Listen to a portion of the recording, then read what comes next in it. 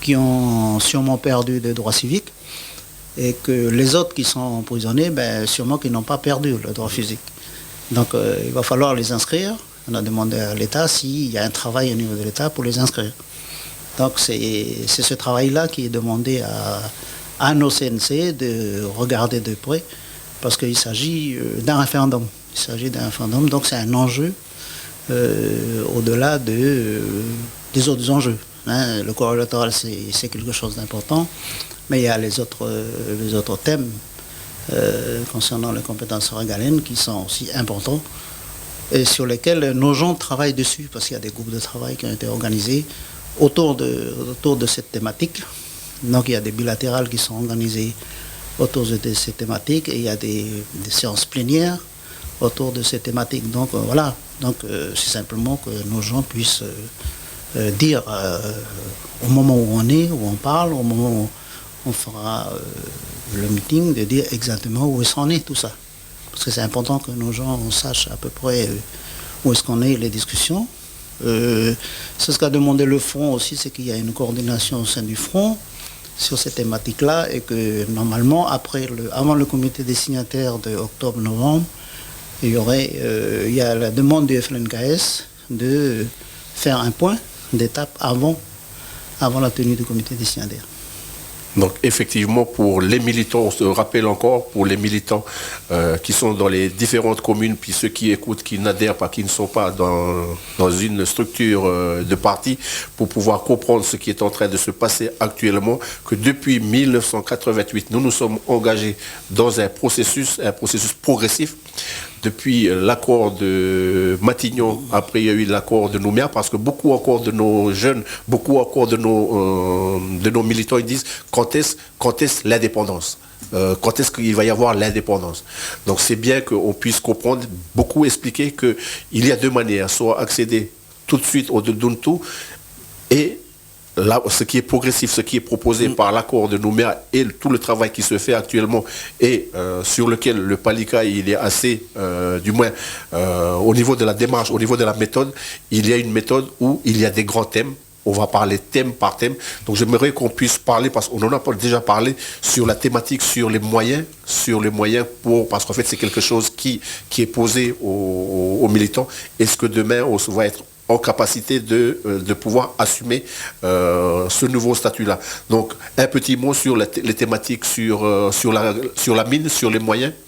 Donc, ce qu'a pu développer les différents intervenants avant moi, c'était la capacité du pays à faire front à tous ces enjeux, notamment la prise en charge des compétences régaliennes. Quand on voit à peu près que l'État, pour qu'il envoie ces transferts à la Nouvelle-Calédonie, qui est pas loin de 100 milliards de francs, donc ce sont des choses qui nous interpellent, notamment concernant le développement de ce territoire. Et ce qu'on sait, c'est que à travers le nickel, à travers les accords de coopération, à travers la fiscalité de ce territoire, nous avons énormément de possibilités pour prendre en charge au niveau financier ces transferts. Donc c'est pas une question qui nous interpelle, c'est simplement une question sur laquelle il va falloir qu'on se bouge là-dessus, parce qu'il va falloir qu'on réforme la fiscalité, qu'on trouve les moyens pour financer l'économie de demain. Donc ça, c'est quelque chose sur lequel il va falloir que nous, les gens qui sont dans les structures de réflexion ou même dans les structures de congrès ou dans les choses comme ça, ce sont des choses sur lesquelles nous y sommes depuis un moment donné. Mais c'est pas simplement la coopération vis-à-vis de la France, c'est aussi la coopération vis-à-vis des pays de la région. Vis-à-vis de... là, c'est ce qu'on a, c'est avec l'Europe, c'est à travers les contrats PTOM, mais c'est regarder au niveau des ACP, les pays d'Afrique, Caraïbes et Pacifique, pour regarder comment ça se fait aussi. Donc il y a des expertises qui sont sûrement à prospecter ou à faire au niveau de la coopération. Ça, ce sont des choses sur lesquelles nous y sommes et qu'il va falloir petit à petit réfléchir autour de ça. Mais je veux dire que sur les différentes compétences régaliennes sur lesquelles on travaille, il n'y a pas de... par exemple, sur la justice, sur les choses comme ça, mais il y a beaucoup de choses qui relèvent déjà de la Nouvelle-Calédonie. Par exemple, sur les lois du pays, par exemple, sur la Nouvelle-Calédonie qui les vote. Mais simplement que là-haut, la justice, elle est française, sauf que les lois sont faites ici, au niveau local. Donc il y a beaucoup de choses qui se font ici. Au niveau de par exemple, de la défense, c'est pareil. Il y a des choses qui se font ici. Au niveau de la monnaie, il y a des choses qui sont ici, mais il y a des choses aussi qui sont à négocier avec les partenaires avec la France. Là, c'est des choses comme ça qu'il faut regarder. Donc, c'est pas quelque chose d'insurmontable. Il y a une partie des compétences ici en Nouvelle-Calédonie. Par exemple, au niveau de la police, il y a beaucoup de gens qui se posent, mais la police, c'est comment? On dit, mais la police, il y a beaucoup de gens à nous, au fait, qui sont dans la police. Et qui sont dans les commandements de la police.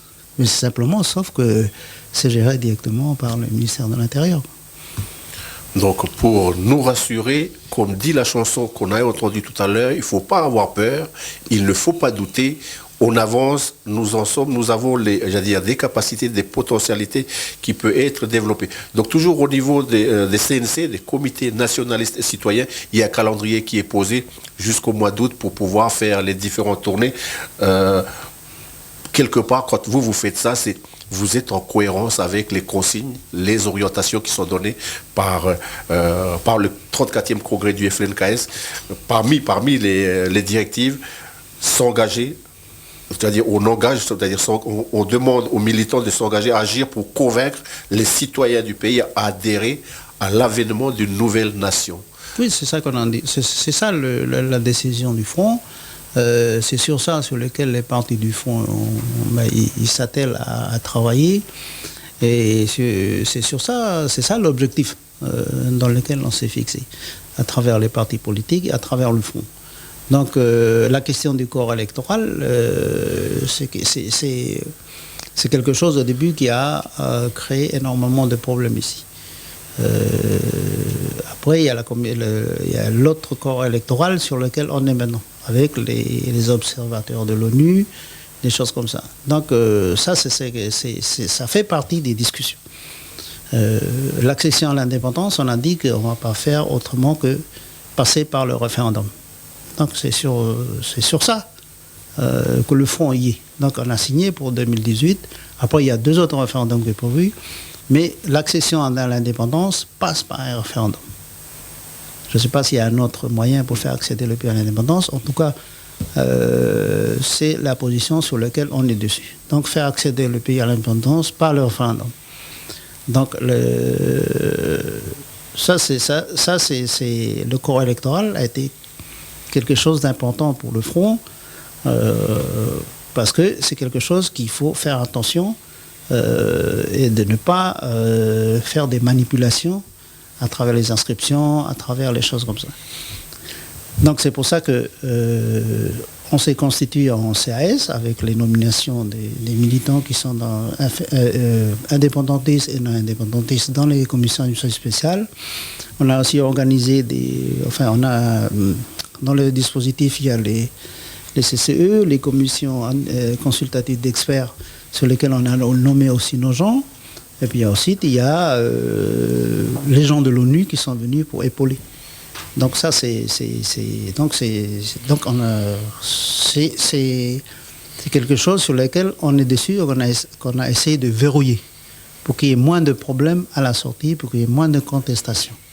Donc ça, c'est un aspect. L'autre aspect, ce sont les thématiques, des compétences régaliennes.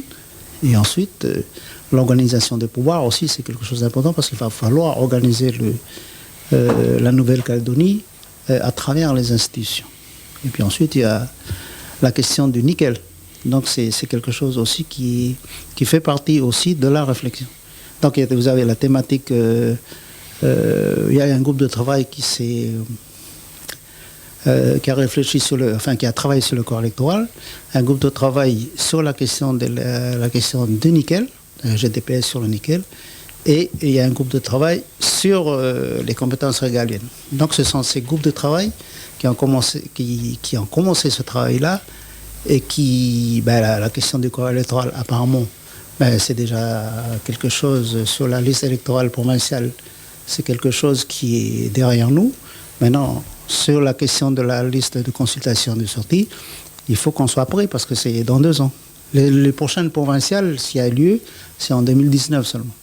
Donc, ce qui est important, c'est de travailler sur la question de 2018.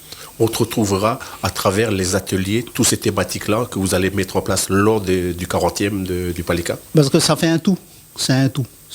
C'est un dispositif sur lequel les indépendantistes y sont, sur lequel aussi les gens d'en face y sont. Et c'est sur ce dispositif-là qu'il va falloir qu'on discute, qu'on éclaircisse nos militants et puis les invités qui sont là-haut à Boyenne. Voilà. Donc pour les militants, l'invitation il est donnée. On parlait tout à l'heure des objectifs qui sont déclinés par le FLNKS. Est-ce que ce travail-là au niveau communal, ça n'a pas été trop difficile pour pouvoir mobiliser les militants autour de ces nouveaux objectifs-là? On a profité un peu de la dynamique qui a eu lieu autour des commissions administratives spéciales. Donc ce sont nos militants qui siègent au sein des mairies pour regarder un peu élaborer. Il s'agit d'élaborer la liste de consultation de sortie. Donc ce sont des personnes à nous qu'on a nommées pour qu'ils puissent être dans les CNC. Parce que l'organisation des CNC, ce sont des militants qui sont en dehors, mais c'est des militants qui sont impliqués et qui connaissent les problématiques qui sont dans les listes électorales. Et il y a aussi ce qu'on appelle, il y a des gens à nous qui siègent dans les mairies, les personnes qui sont chargées de l'état civil. Donc c'est eux aussi avec qui il faudra qu'on travaille avec eux. Toujours au niveau du FLNKS, le travail de concertation, parce que le Palika et l'UNI fait ce travail-là pour le 40e, et vous disiez tout à l'heure, c'est qu'à un moment donné, le FLNKS, ils vont se retrouver avant le prochain comité des signataires pour pouvoir mettre ensemble leurs réflexions. Donc il y a le travail des CNC que le bureau politique du Fonds a fait savoir il y a un cahier de charge qui a été demandé aux gens qui tournent pour faire les tournées dans les différentes structures, dans les différentes communes. Et puis il y a aussi, donc c'est un travail entre les militants du Palika, les militants de l'Union calédonienne, les militants du Front, et puis ceux qui sont à l'extérieur. Donc les comités nationalistes et citoyens, ce sont des gens qui, à Pomereux par exemple, on a inclus les syndicats. On a inclus aussi les gens qui... les coutumiers, parce que ce sont eux qui sont dans les tribus, qui regardent à peu près où en sont nos jeunes, et ce sont eux qui forment ce travail-là. Donc c'est pas le travail qui est revenu à la base, c'est un travail des gens de la base. Donc ce sont ces remontées-là qui vont être lors du prochain congrès du Fonds. Il va falloir faire un petit topo là-dessus, et puis aussi faire le point sur les différents aspects de les différentes négociations, les travaux qui ont lieu sur les 5 compétences régaliennes. Donc c'est autour de ça. C'est autour de ça que nous sommes mobilisés pour faire sortir un peu, pour terminer, déjà en 2017, ça va être un peu quelque chose, mais on va profiter aussi des élections de 2017 pour les inscriptions. Parce que 2017, l'année prochaine, il y aura les votes pour les présidentielles et puis les législatives. Donc voilà, c'est un moment aussi pour nous, pour se mobiliser, pour dire à nos gens de vérifier si nos gens sont vraiment inscrits sur les listes générales. Le Ossaria, j'ai vu que le Ossaria, l'État, il est invité aussi pour ce 40e anniversaire. La méthode qui est proposée par le Ossaria sur la mission d'écoute et de conseil sur l'avenir institutionnel, c'est quelque chose qui mérite encore d'être expliqué, ou c'est déjà quelque chose qui roule pour les uns et les autres? En tout cas, on a envoyé une invitation à l'État, parce qu'on considère que l'État, c'est un partenaire de l'accord. Et